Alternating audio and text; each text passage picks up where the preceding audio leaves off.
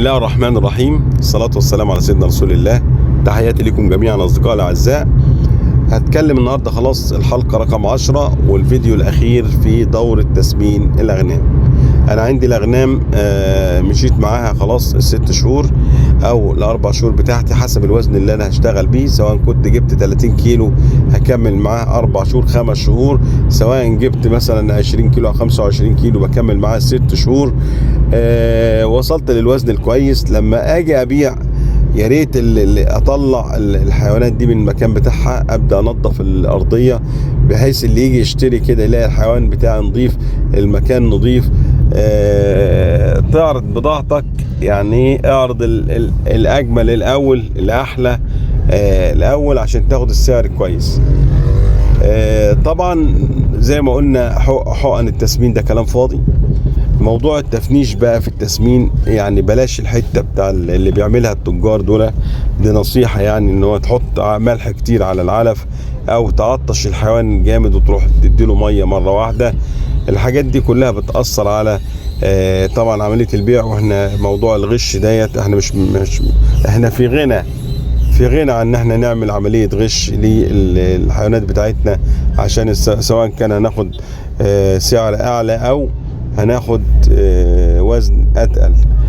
فربنا يبارك للناس كلها. يعني اتمنى ان شاء الله تكون السلسله دي عجبتكم.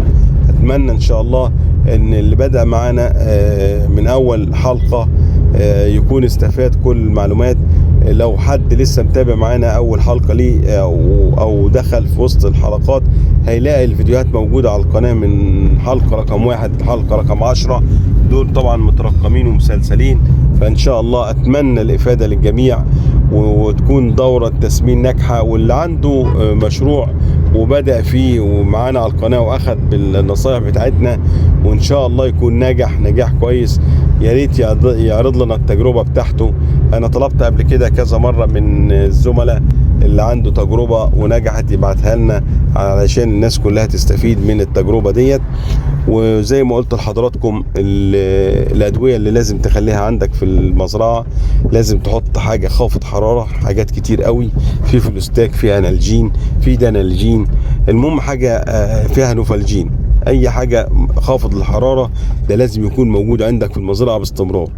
اعمل صيدليه عندك في المزرعه وحط فيها الانالجين، حط مضاد حيوي سواء كان اوكس تتراسايكلين، سواء كان بنسلينات، سواء كان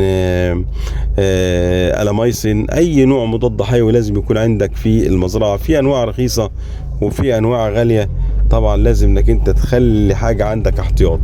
بنحط مضاد التهابات، طبعا نحط حاجه زي الديكساميثازون. الديكساميثازون ده طبعا مركب استرويدي بيتعاطى للعشار بس، يعني للفاضي بس، يعني الخروف التسمين ياخد منه عادي مفيش اي مشكله خالص.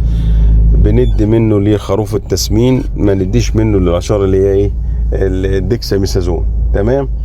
الحاجه تاني اللي في فلوك شراب او البندازول 10% شراب، الحاجات دي برضو تكون عندك في المزرعه عشان تجرع بيها. ايه تاني ممكن نحطه في المزرعه؟